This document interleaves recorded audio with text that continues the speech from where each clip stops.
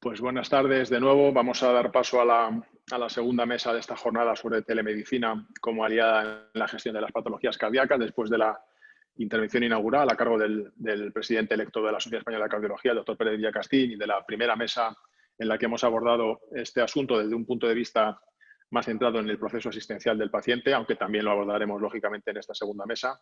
Vamos a dar paso ahora a esta segunda y última mesa con tres expertos que nos van a hablar sobre la repercusión de la telemedicina en la gestión hospitalaria. Contamos con también tres auténticos ponentes de lujo a los que agradecemos muy sinceramente que se hayan prestado a participar en esta jornada y a exponernos y a compartir con nosotros su conocimiento en este área. Paso a presentarles. Son Luis Álvarez Acosta, jefe de la unidad de arritmias del Complejo Hospitalario Universitario Nuestra Señora de Candelaria en Tenerife. Doctor Álvarez, muchísimas gracias. Buenas tardes. Buenas tardes, gracias. Tenemos también con nosotros a Juan Rey Bisel, que es director médico del Hospital Rey Juan Carlos de Madrid y también miembro de la Unidad de Innovación Clínica y Organizativa de los Hospitales Públicos de Quirón Salud. Muchas gracias por participar, doctor. Y tenemos también a la tercera participante, a la tercera ponente en esta mesa, a quien agradecemos también su presencia esta tarde con nosotros, que nos dedique su tiempo, que como decíamos hace un momentito, seguro que en la Agencia del Medicamento han tenido épocas más tranquilas que estos últimos meses. Tenemos a Carmen Ruiz Villar Fernández Bravo, que es jefa del Departamento de Productos Sanitarios de la Agencia Española de Medicamentos y Productos Sanitarios. Bienvenida también, Carmen, muchísimas gracias. Muchas gracias a vosotros. Pues nada, como decíamos al principio de esta jornada, vamos a seguir abordando la importancia o la prestación que pueden ofrecer las nuevas tecnologías en el seguimiento y en el control de los pacientes cardíacos. Y vamos a hablar ahora de la repercusión de la telemedicina en la gestión hospitalaria. Tenemos, como hemos dicho, al doctor Álvarez, que nos va a hablar desde Tenerife, donde está su hospital, en el Hospital de la Candelaria, Nuestra Señora de la Candelaria, de esta visión que desde el hospital se tiene relacionado un poco con la gestión, ¿no? Cómo están cambiando los servicios hospitalarios, cómo se está imbricando, ¿no? las nuevas tecnologías que permiten el seguimiento del paciente cardíaco, cómo está, si está siendo así, cómo está cambiando el trabajo, el día a día de los servicios cardiológicos. Doctor Álvarez, cuando quiera. Muchas gracias. Déjame poner la pantalla.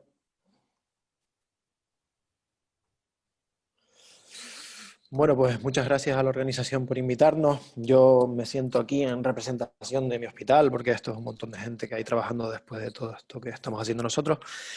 Y yo lo que quería un poco con respecto a la gestión es qué es lo que nosotros llevamos unos años haciendo y que ha aportado todo esto de la telemedicina a nuestro centro y cómo nos ha permitido esto adaptarnos a la pandemia actual. Lo primero que quería señalarles era un poco para que se pusieran en situación cómo estamos organizados nosotros en las islas, por lo menos nuestro hospital. Nosotros, con la geografía peculiar de las Islas Canarias, básicamente hay en las islas capitalinas, que son Tenerife y Gran Canaria, hay dos hospitales grandes que son los de referencia a diferentes zonas, y no solo se ocupan de diferentes zonas, sino también se ocupan de unas islas menores. Por ejemplo, nosotros en la Candelaria tenemos una zona de referencia que es todo el área sur, incluida la capital, que es Santa Cruz de Tenerife, pero también somos responsables de la isla de La Gomera y la isla del Hierro. Esto a día de hoy implica que somos responsables de unos 493.731 pacientes.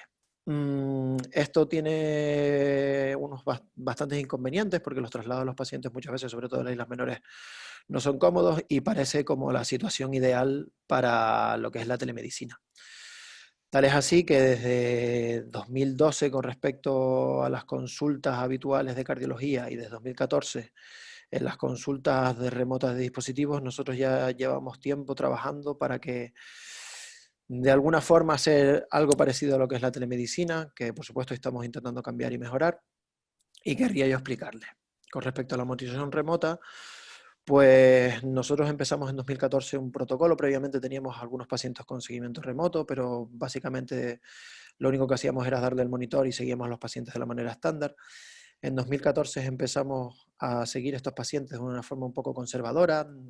No estamos todavía muy seguros de cómo hacer este seguimiento. Manteníamos a casi todos los pacientes con seguimiento presencial.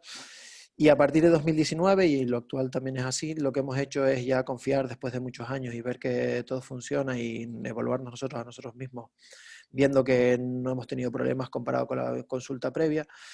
y ya actualmente solo seguimos presencialmente a los pacientes que tengan resincronizadores y DAI en prevención secundaria. Es decir, que todos los marcapasos y todos los DAI en prevención primaria solo se siguen de manera remota. Esto ha hecho, estos avances tecnológicos, esta confianza en el sistema ha hecho que nosotros desde 2014, que teníamos unos 2.400 seguimientos remotos, de los cuales 1.365 eran alertas para solo 518 pacientes, hayamos pasado el 2020 a casi 5.000 seguimientos remotos, de los cuales más de la mitad son alertas y habiendo monitorizado a más de 2.000 pacientes. Con respecto al modelo de consulta, nosotros tenemos un modelo de consulta del cual tengo que decir que estamos bastante orgullosos y satisfechos, lo cual ha hecho que todos nosotros, todos los cardiólogos los que estamos implicados en ello, activamente preferimos este sistema y no solo creemos que también los pacientes están más satisfechos, pero también nosotros, lo cual ha hecho que seamos nosotros mismos los que que hayamos hecho el esfuerzo de implementarlo lo antes posible. A partir de 2012, cuando nosotros previamente teníamos una consulta estándar de 25 pacientes al día, sin peticiones filtradas, y teníamos una demora de primera visita de 53 días a los pacientes, lo cual es la consulta estándar de primaria cardiología.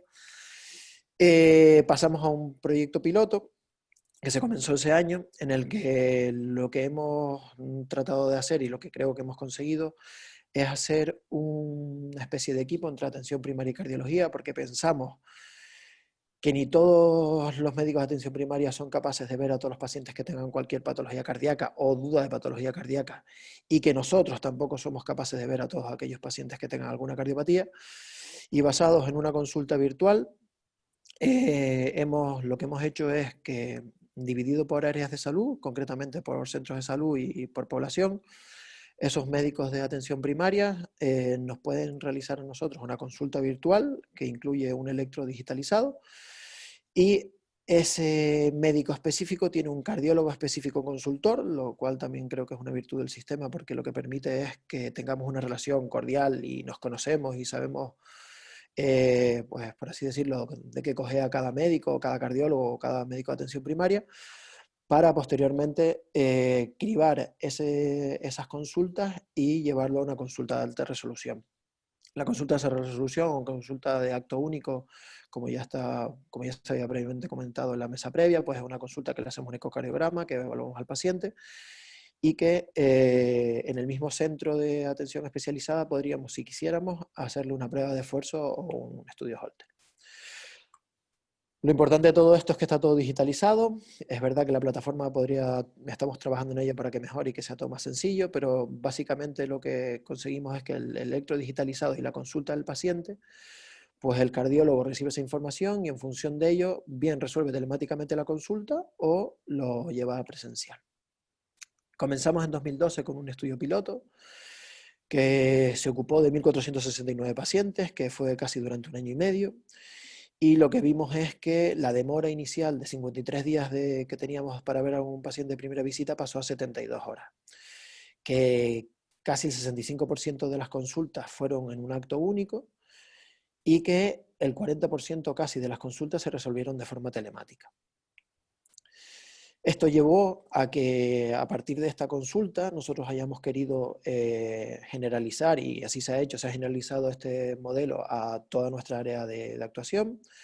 Se desarrollaron al mismo tiempo una atención a los procesos crónicos cardiológicos de la comunidad, o sea, las patologías principales que son la insuficiencia cardíaca, la cardiopatía isquémica, la fibrilación auricular y las valvulopatías.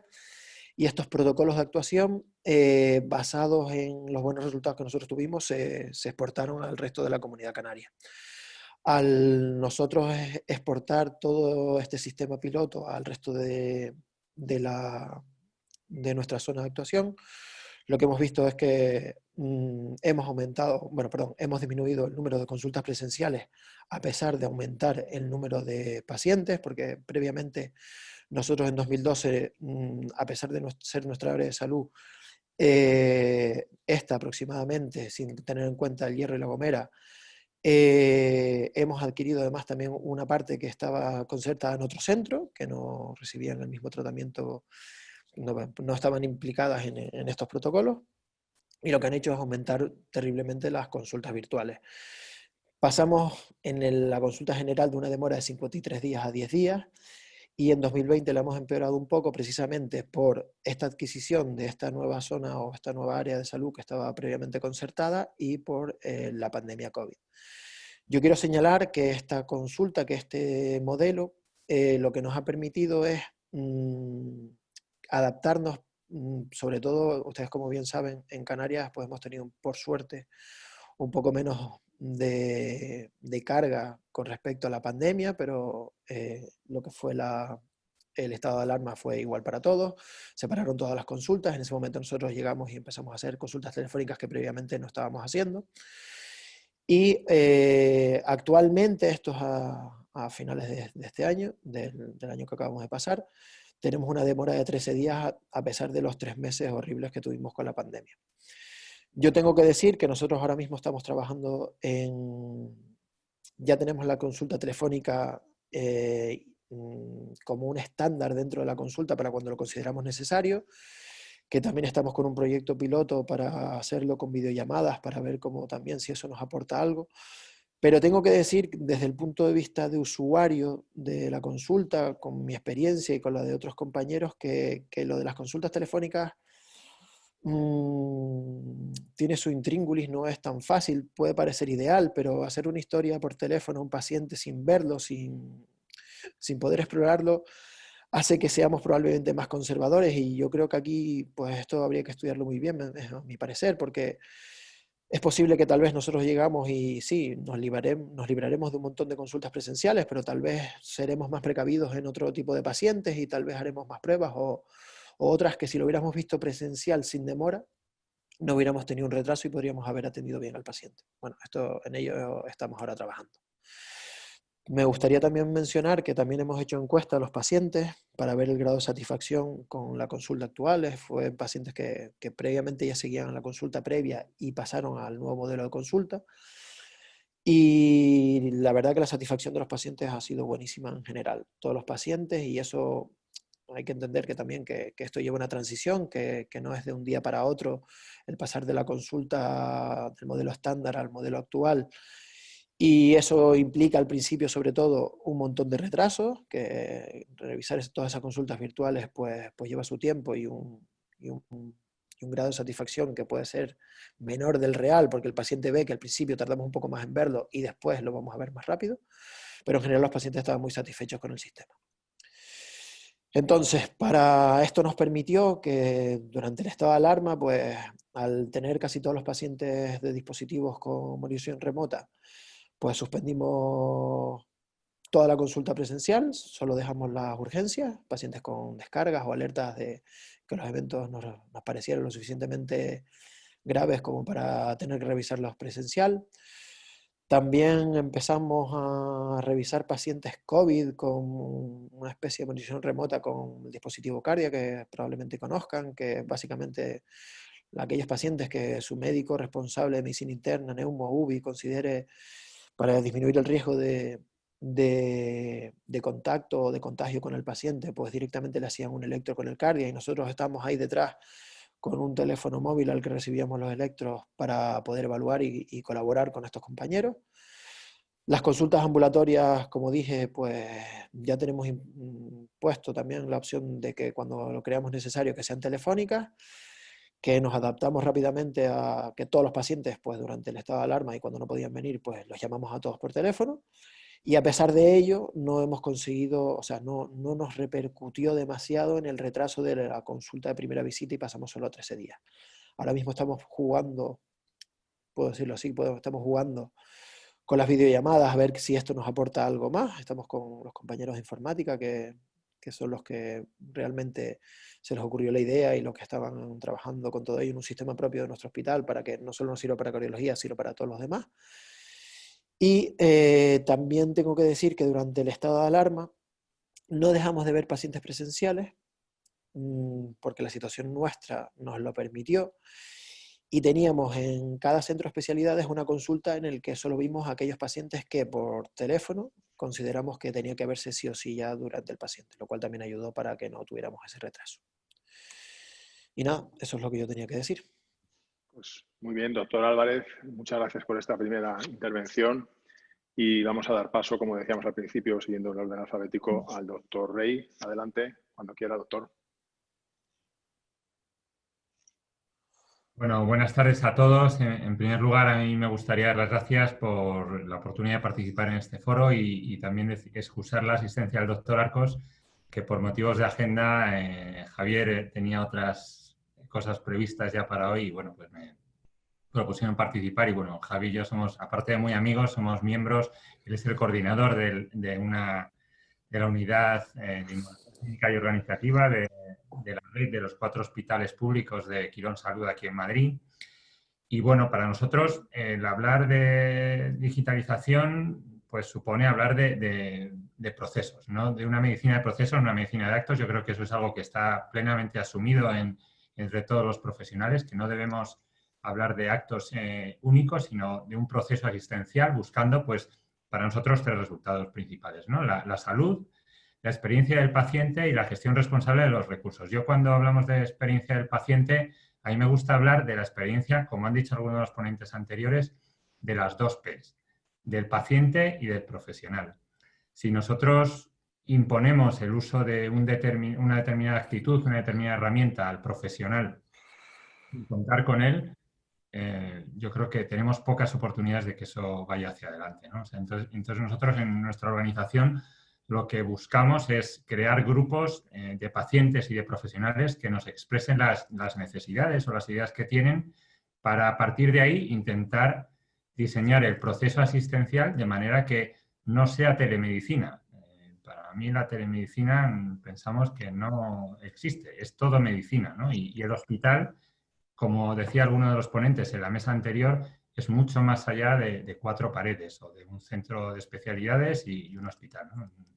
Yo cuando hablamos ahora en esta época del COVID, yo digo que el hospital es la sociedad y porque es nuestra responsabilidad transmitir desde los centros que debemos ir a toda la sociedad y debemos concienciarnos en toda la sociedad. Siento si suena alguna cosa porque estamos con algunas cosas en el hospital. Decir que otra de las cosas que nos... Voy a lanzar una serie de ideas. Otra de las ideas que nos obsesionan a veces a los gestores es qué grado, y me gustaría contar con la opinión del resto de los ponentes, o de alguno de los ponentes por lo menos, qué grado qué porcentaje de actividad podríamos tratar de hacer desde el punto de vista de telemedicina, ¿no? Uno de los errores que a lo mejor al principio del COVID, de esta crisis del COVID, fue pensar que íbamos a hacer todo telemedicina, ¿no? Y que íbamos a resolver muchas cosas. Y el problema es que si no asumimos y no diseñamos bien la trayectoria asistencial de los pacientes, la telemedicina puede no evitar contactos con el sistema asistencial de los pacientes, en muchos casos muy necesarios. Y yo creo que en esta tercera ola deberíamos intentar aprovechar todo lo que hemos aprendido para diseñar estas trayectorias. Y no tener distancia, sino, como decía el primer ponente hoy, tener cercanía, escuchar las necesidades de todos y diseñar qué tipos de contacto necesitan tener los pacientes con el sistema asistencial, ¿no? Al hablar de esto, de estar presente o no presente con el paciente, yo he echado de menos un poquitín en otras especialidades, como puede ser, por ejemplo, la neurología, el tipo de telemedicina, de asistencia en remoto que hacemos, ¿no? En concreto, como apuntaba el doctor Álvarez antes, los medios rurales o en medios a distancia, momentos agudos de necesidades agudas de asistencia y necesidades crónicas. Porque podemos tener mucha influencia, tener necesidad de tener una actuación tiempo dependiente que va a afectar a la morbilidad y a la mortalidad, a veces de algunos procesos más en el ámbito de la cardiología, ¿no? Entonces, a mí me gustaría enfatizar un poco eso, que la telemedicina puede servir para procesos crónicos, para vías clínicas, trayectorias asistenciales y luego para momentos agudos. Y un ejemplo es el teleictus que tenemos instalados en nuestros hospitales, en las que el médico, el especialista, puede no estar presente en el centro asistencial y el paciente acudir a determinado centro y bien por videoconferencia o por una serie de conexiones en remoto, ponerse en contacto con las personas que están atendiendo al paciente presencialmente. Nosotros en nuestra red de hospitales tenemos un sistema asistencial propio. Yo creo que eso es una ventaja, nos da una agilidad que a lo mejor en otros foros no tienen, pero nos parece fundamental el tener acceso no ya a una historia clínica electrónica, como hemos visto en algunos de los casos anteriores, sino contar también con una serie de herramientas integradas dentro de nuestro sistema asistencial. En concreto, nosotros tenemos una diseñada especialmente para los pacientes, que yo creo que lo tienen en varias comunidades autónomas, que es el portal del paciente, en las cuales todos los pacientes tienen acceso a sus informes clínicos, a sus prescripciones. Eso es lo que estamos trabajando ahora, integrarlo con las de la consejería, integrar las citas. Yo personalmente tengo pacientes familiares cardiológicos que agradecen muchísimo el tener agrupadas las citas, no tener que estar, y más en época de COVID, tener que ir 5 veces a hacerse una prueba determinada a un centro, sino intentar agruparlas para evitar los desplazamientos y evitar los riesgos, y más en casos, pues como pasa estos días en Madrid, ¿no? El tener una nevada como la que hemos tenido, que impide a lo mejor que estemos allí presencialmente, pero estamos comunicándonos, ¿no? Y tratar de integrar dentro de esto las citas en una sola, que el que vayamos al hospital tenga algún tipo de sentido, ¿no? Por un lado, esa herramienta hacia el paciente, y luego otra en la que estamos trabajando, que ya estamos utilizando y que ha tenido un desarrollo tremendo en relación a la primera oleada ya, es tener el sistema asistencial integrado con un montón de filtros de seguridad y validado por un montón de agencias diferentes, el sistema asistencial en nuestro dispositivo móvil. Eso es algo que yo sé que supone un esfuerzo muy grande, pero formamos ya hace muchos meses un grupo de trabajo de médicos con una serie de gente de sistemas y con algún representante de la dirección de los hospitales, a través de la cual pues yo puedo consultar si estoy en remoto en mi casa o con mis hijos en un parque o lo que sea, el sistema asistencial. Y si tengo que hacer algún tipo de consulta, pues puedo comunicarme con el sistema asistencial, ajustar los tratamientos que necesito, ver electrocardiogramas, ver tags, ver cualquier tipo de prueba en remoto. Yo creo que eso es algo que deberíamos trabajar para complementar y organizar toda nuestra actividad asistencial con los pacientes, pero también con los profesionales. Una herramienta que, por ejemplo, yo doy ideas para encontrar en este foro seguro cosas que podemos seguir desarrollando. Por ejemplo, sistemas de mensajería instantánea que guardan un registro dentro del sistema asistencial para pacientes. En el Hospital de Villalba hace unos meses, en un paciente, introdujimos esto para pacientes de pediatría que tenían dudas a la hora de ir al hospital o salían de la urgencia y tenían alguna duda. Entonces, evitar que el paciente tenga que venir y resolverle la duda en un plazo de tiempo razonable mediante una suscripción voluntaria, de una activación voluntaria por parte del profesional. No se trata de estar conectado 24 horas, o a lo mejor se puede plantear eso, pero no el mismo profesional, para resolverle durante un tiempo determinado las necesidades a los pacientes. Yo creo que eso es algo que yo como médico pues a lo mejor he hecho mal con algunos pacientes probablemente, pero si tenemos un registro dentro de la historia clínica donde tengamos esto, pues supone un esfuerzo, pero es algo que agradecen los pacientes y agradecen los profesionales. Yo, un cirujano vascular, hace unos días me daba las gracias por cómo podía ver los escáneres en remoto desde su casa y resolver las urgencias o decir, mira, vete preparándome este paciente, porque eso redunda en la salud de los pacientes. En los momentos agudos, el tener acceso a un sistema por VPN o dentro del dispositivo móvil, pues eso ayuda a que la asistencia con los pacientes sea mejor.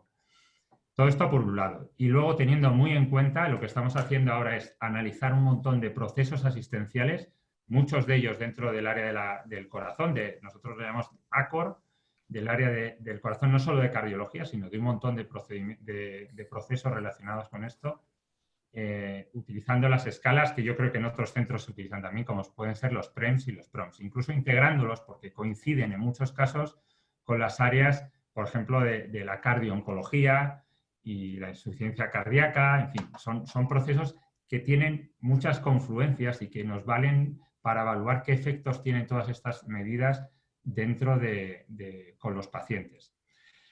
Todo esto no empezó en el área del corazón, empezó en el área del aparato locomotor y bueno, así como modo indicativo, pues tenemos el 70% de todas las vías clínicas del aparato locomotor estandarizadas dentro de la Fundación Jiménez Díaz, de manera que un paciente cuando se opera en 31 tipos de cirugías, de procesos asistenciales que incluyen cirugías, saben desde el día que se operan las revisiones que van a tener, el tipo de revisión que van a tener, si es presencial o no presencial, mediante formulario o mediante algún tipo de videollamada para evaluar una serie de cosas. Les prescribimos también ejercicios que hemos grabado con los rehabilitadores y los fisioterapeutas para que ayuden, y más en épocas como estas, a que el valor que tenga el paciente cuando venga al hospital sea real.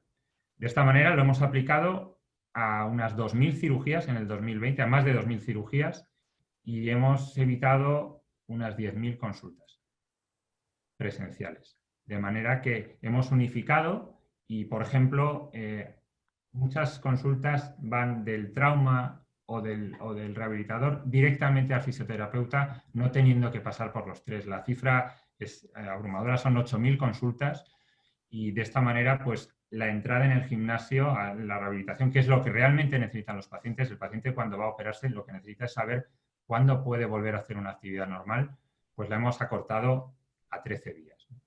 Entonces, a mí me parece que debemos transformar nuestra manera de pensar, que el hospital no sean 4 paredes, sea mucho más allá, que sea la sociedad, que nos expresen las necesidades y nuestra responsabilidad como gestores, pues es diseñar para que los pacientes y luego los médicos que pueden estar en su casa o pueden ayudar a hacerle la vida también más fácil, pues puedan trabajar de una manera realmente diferente. No solo el paciente, sino también el profesional, porque es lo único que va a hacer que nos sumamos todos a este tipo de actitudes.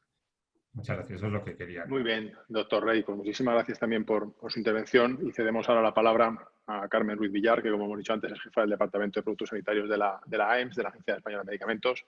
Carmen, muchísimas gracias, es su turno, cuando quiera. Hola, muchísimas gracias. Me uno a los agradecimientos de todos los participantes en esta jornada, a la organización, a Redacción Médica en colaboración con AVOT, por contar con la agencia. Yo creo que todo tiempo que invirtamos en hacer estos intercambios de información con profesionales sanitarios y con pacientes es tiempo bien invertido y para nosotros, desde luego, desde la agencia es muy enriquecedor escuchar todo de primera mano de la gente que está allí y nos sirve mucho a nosotros en nuestra actividad.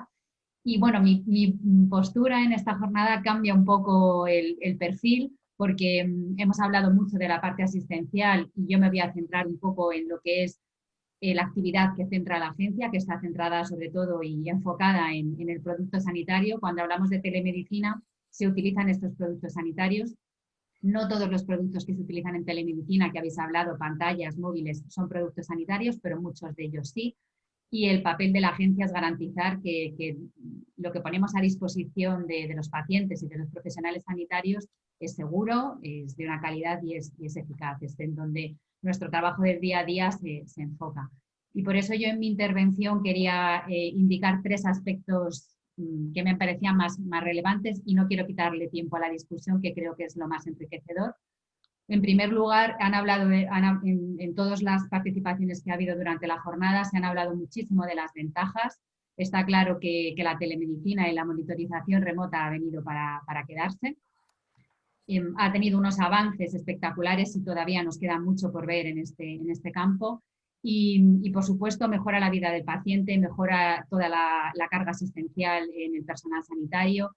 Y un punto que nosotros queríamos también identificar, no solo son todas estas ventajas para el seguimiento de los pacientes y para el tratamiento de los pacientes, sino también indicar en el punto en el caso en el que, por ejemplo, si hablamos de cardiología, el desfibrilador no funcione bien, el tener esta monitorización remota implica que muchas veces las acciones correctivas que proponen las empresas, el seguimiento para el paciente, para identificar si el producto no está funcionando bien, pasan por tener esta monitorización remota. En muchos casos se promueve que los pacientes tengan esta monitorización remota porque también es una forma de control en el caso en el que el dispositivo no esté funcionando como tiene que funcionar o haya que hacer alguna actualización remota del dispositivo. Y es una forma de llegar a los pacientes más rápido y es algo que no se había comentado y me parecía importante.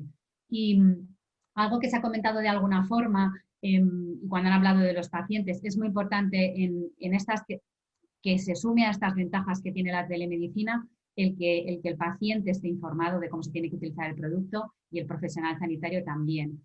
Que no se convierta en un uso incorrecto del producto en una desventaja de la telemedicina. Es muy importante que el paciente sepa y tenga los datos, que es lo que se ha comentado aquí en la anterior mesa, de su tratamiento y datos de cómo funciona su dispositivo, pero es importante también que el paciente se vaya tranquilo a casa, se vaya con todos los datos del producto que tiene implantado y de la telemonitorización que se le va a hacer.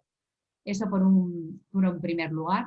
Y por otro lado, siempre que hablamos de monitorización, y lo ha comentado el doctor Porres brevemente, yo siempre comento y hago una reflexión sobre el concepto de ciberseguridad.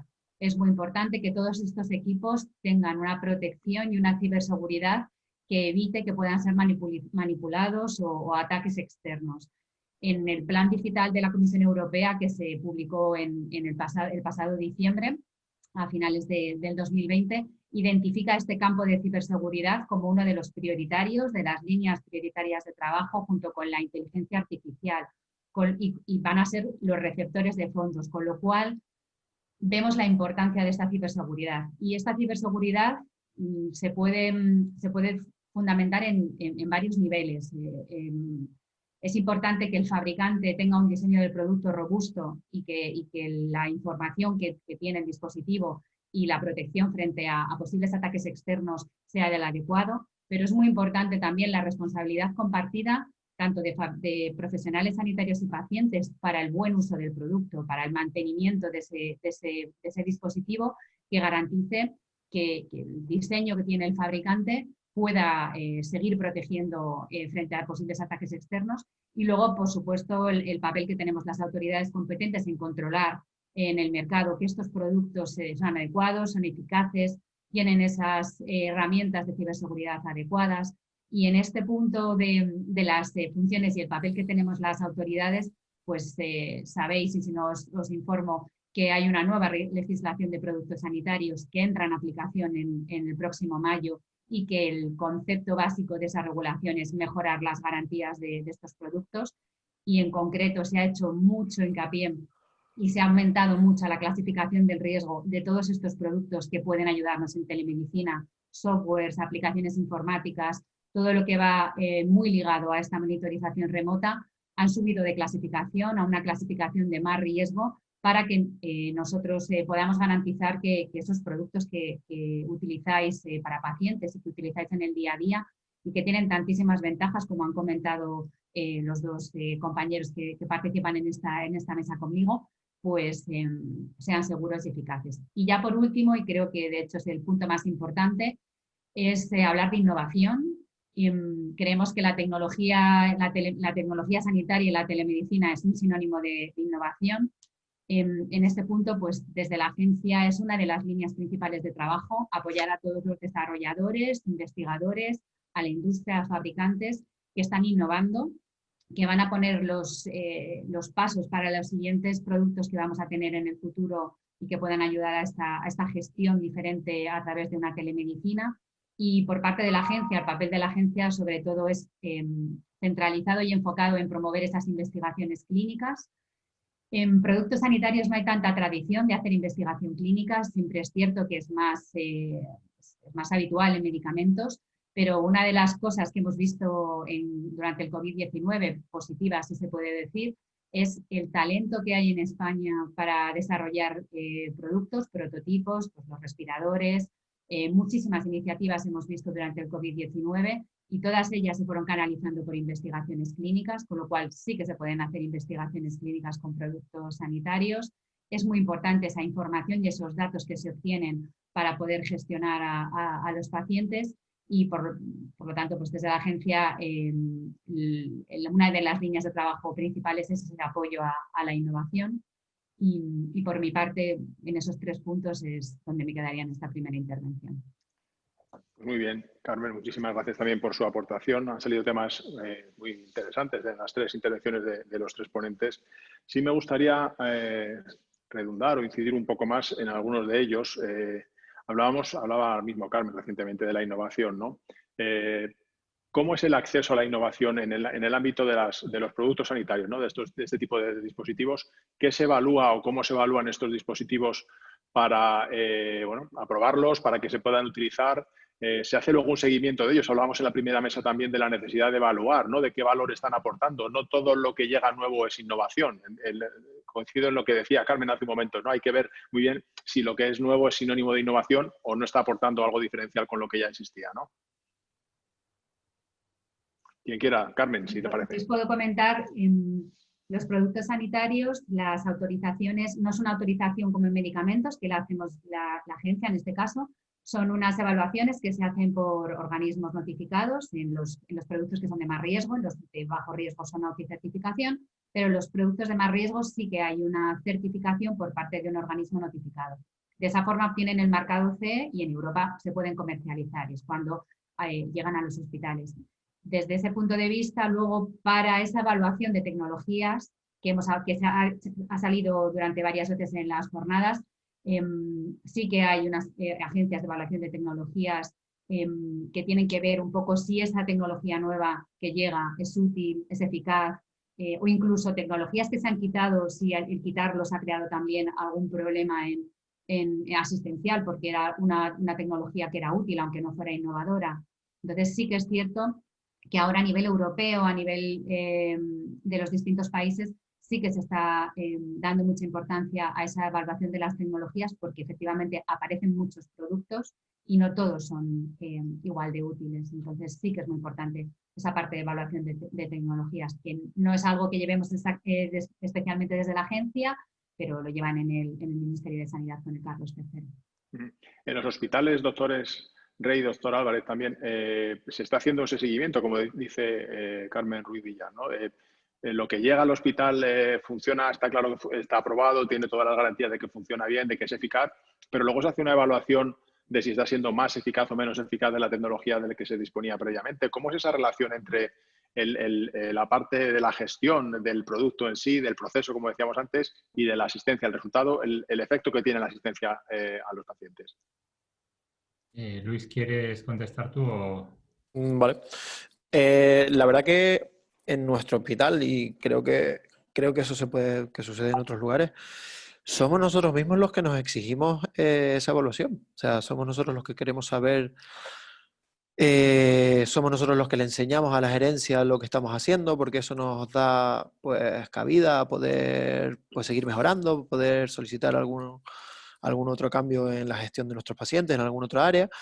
Y somos nosotros los que, preocupados por los pacientes, pues nos hemos puesto a evaluar, a revisar todos estos pacientes, todos estos cambios de la consulta o la remota, y hemos visto que funciona y que podemos seguirlo así, porque es verdad que una cosa son las guías clínicas y otra cosa es la implementación de las guías clínicas, pues en nuestro centro, en Tenerife, en Canarias, al lado de África, con islas separadas y demás, pues no es todo igual de fácil. Yo recuerdo cuando empezamos con la monitorización remota, que los pacientes nos traían, decidimos inicialmente que los pacientes se veían de forma remota y no les decíamos nada, no les llamábamos para decirles que estaba todo bien, solo les llamábamos si había algún problema.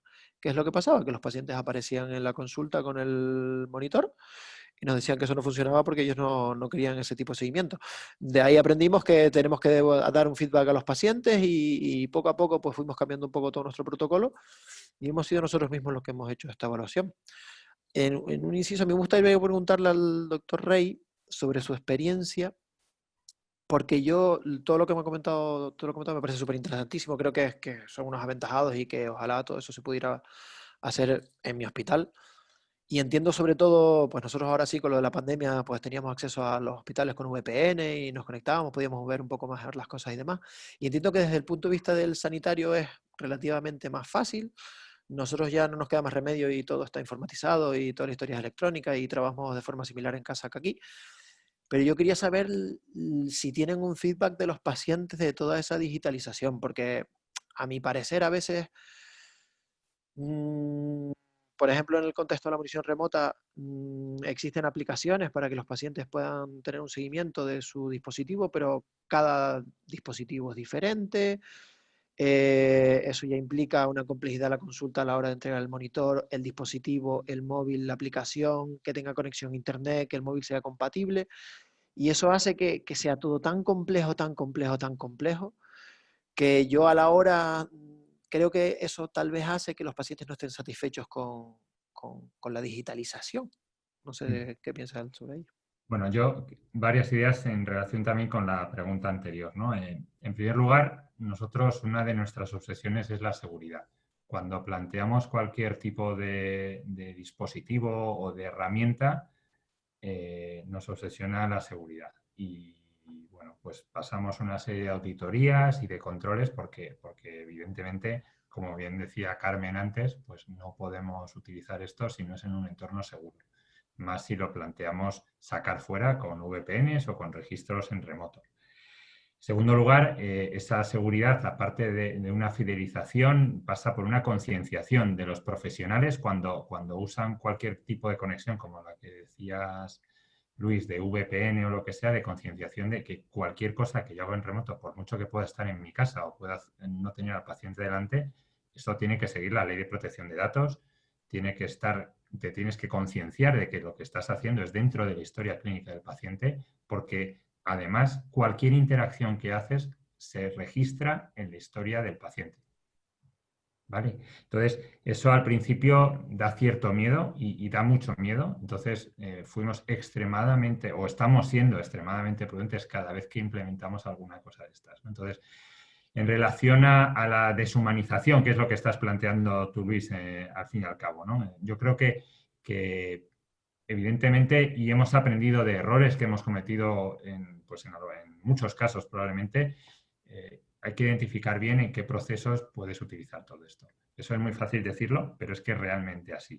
La telemedicina, como decía alguno de los ponentes antes, o la medicina no teniendo al paciente enfrente físicamente, aunque lo vas a tener en videoconferencia o al teléfono o a través de algún formulario, pues tiene que seguir unas reglas. Y en muchos casos es muy bueno que el paciente tenga al médico delante o que el médico tenga al paciente delante para hacer una evaluación correcta. Lo que pasa es que si analizas muchos procesos asistenciales te das cuenta que hay muchas patologías que son susceptibles de resolverse con un formulario en el que tú puedes evaluar y evitar que el paciente, pues nosotros en concreto en mi hospital, pues hay pacientes que tienen que hacer 300 kilómetros para venir a vernos.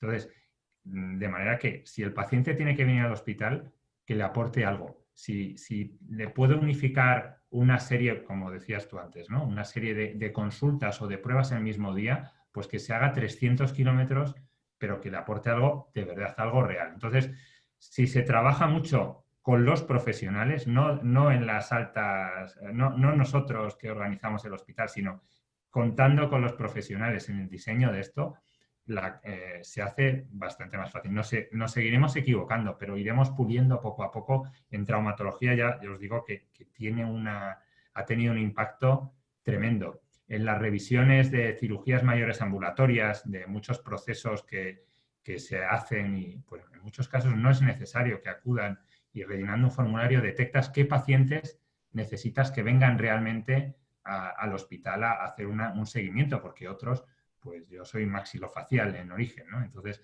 si le pasas un formulario de 10 preguntas, es el que tenemos nosotros, pues identifica si tiene que venir al hospital o no, claramente. Y lo que hay que hacer es identificar esas preguntas y facilitarle, que es otra de las cosas que decíamos, el acceso a los profesionales, a los pacientes, diseñarles un entorno en el que una persona no de las que está habituada a utilizar un dispositivo electrónico de manera constante, pueda acceder de una manera amigable, es la palabra, me parece que utilizan. Y entiendo que de todas formas entiendo que de todas formas siguen teniendo las opciones normales y las amigables. Quiero decir que si el paciente no es capaz de hacer la encuesta o de eso, sigue su protocolo normal y... El paciente puede elegir entre una cosa y otra. Lo que no puede elegir a veces, o no le damos para que elija, es para que pase 5 profesionales distintos para que le cuenten lo mismo. Entonces, no tiene sentido que vaya al traumatólogo, luego al rehabilitador, luego vuelva al traumatólogo y acabe en el fisio, ¿no? A lo mejor esas 3 consultas las podemos reducir a una que haga una evaluación objetiva y consensuada entre varios profesionales y que pase directamente al fisio, porque si no, lo estamos mareando al paciente. Claro.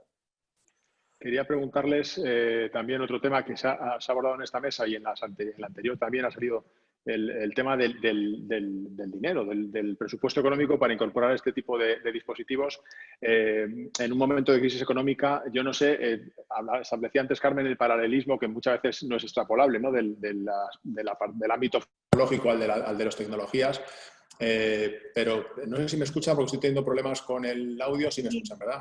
Sí. Un poco distinto. Vale, les comentaba, en el caso de los productos también tecnológicos como de los que estamos hablando esta tarde, en la disyuntiva entre el precio, en lo que es el valor, el coste del producto y la calidad que se pueda ofrecer, por ejemplo, en sistemas de compra pública, ¿no? Cuando la administración, el hospital decide qué tiene que adquirir, ¿cómo se está gestionando esto en un momento, como digo, de crisis? ¿Prevalece el criterio precio? ¿Prevalece el criterio calidad? ¿Se pueden establecer nuevas formas de financiación, como ha ocurrido en el ámbito farmacológico, con pago por resultados o por otro tipo de procedimientos? En el ámbito de la tecnología, Carmen, ¿también sería aplicable este tipo de nuevas fórmulas para intentar incorporar cuantos más procedimientos mejor, cuanto más técnicas mejor?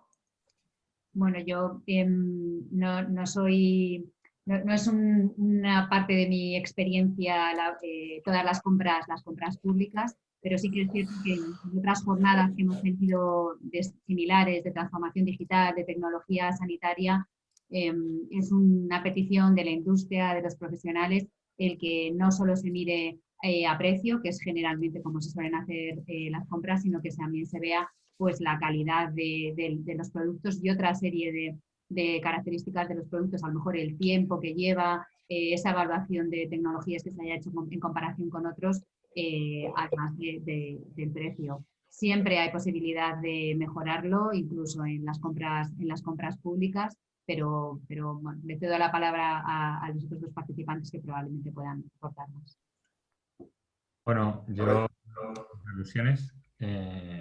Creo que esto que introducíamos antes, ¿no? De los pagos por resultados es algo que deberíamos explorar.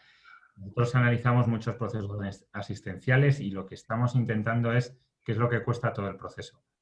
Analizando ámbito del área del corazón, traumatología, como decía antes, infecciosas. En esto del COVID sería apasionante también tener un debate relacionado con todo esto y con la medicación que estamos utilizando de una manera simétrica en los diferentes centros sanitarios probablemente.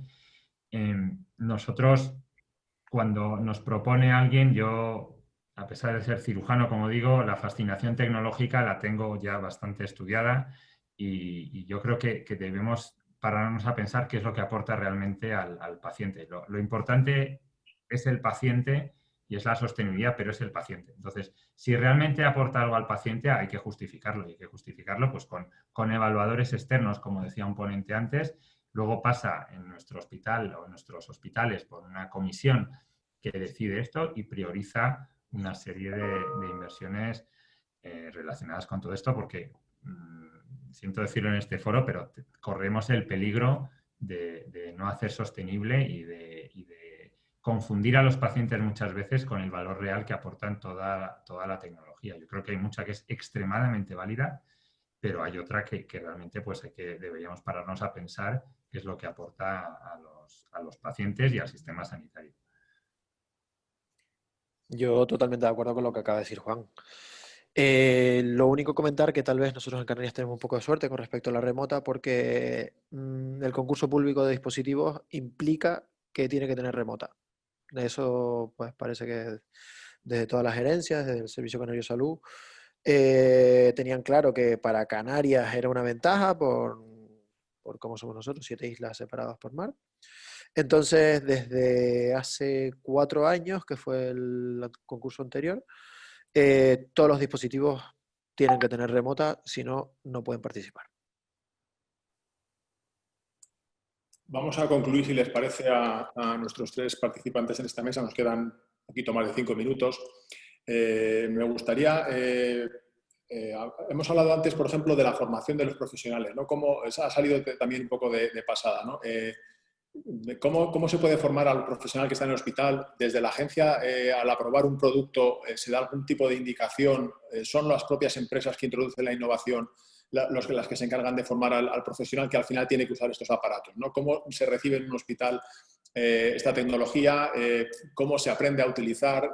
Insisto, no sé si desde la agencia se dan directrices o no es labor de la agencia el decir cómo hay que utilizar bien una tecnología para que el resultado y esas pruebas que han demostrado que han sido eficaces esos productos luego tienen aplicación útil en la práctica.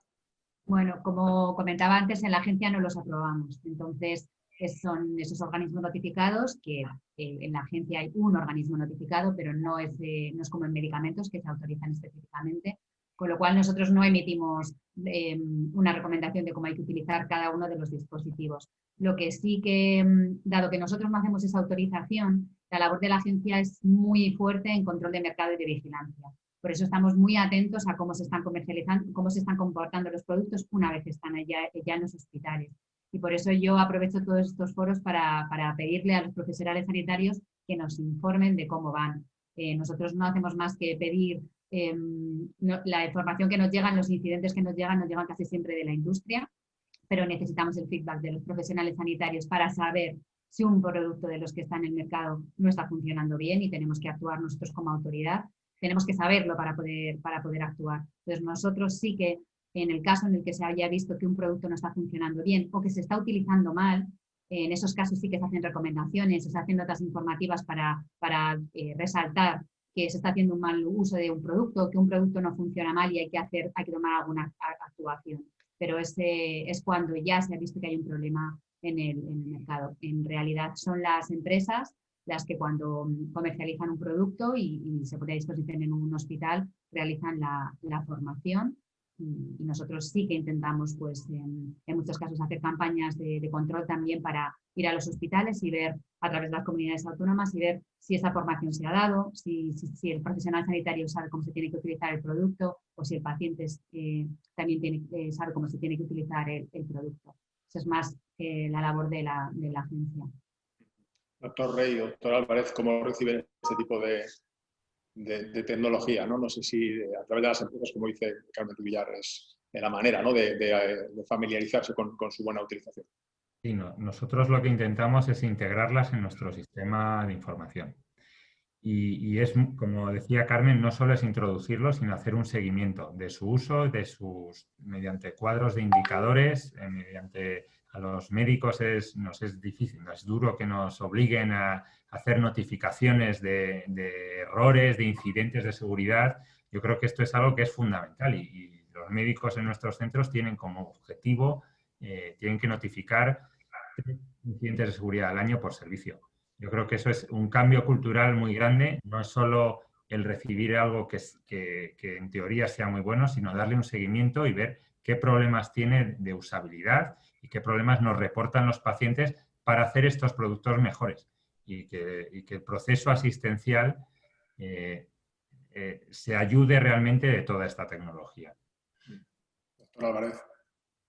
Pues yo creo que esa es una de las grandes pegas de todo esto, que al final, con respecto, por ejemplo, a la conexión remota, sí tenemos, yo diría que casi que es una forma de autoaprendizaje. Con algunas otras herramientas, por ejemplo, con la consulta virtual, pues sí que teníamos formación y antes de volver a empezar esa consulta, pues teníamos una etapa formativa. Pero sí que es difícil adaptarnos a los cambios porque los médicos somos así, creo yo, que nos gusta trabajar a nuestra manera y cuando ya estamos cómodos, pues cambiarnos es difícil. Y todas las innovaciones, una de las grandes pegas creo que es esa, que cuesta mucho aprender herramientas nuevas. Pues si me permiten los doctores Rey y Álvarez, vamos a cerrar esta mesa. Le voy a pedir a Carmen Ruiz Villar.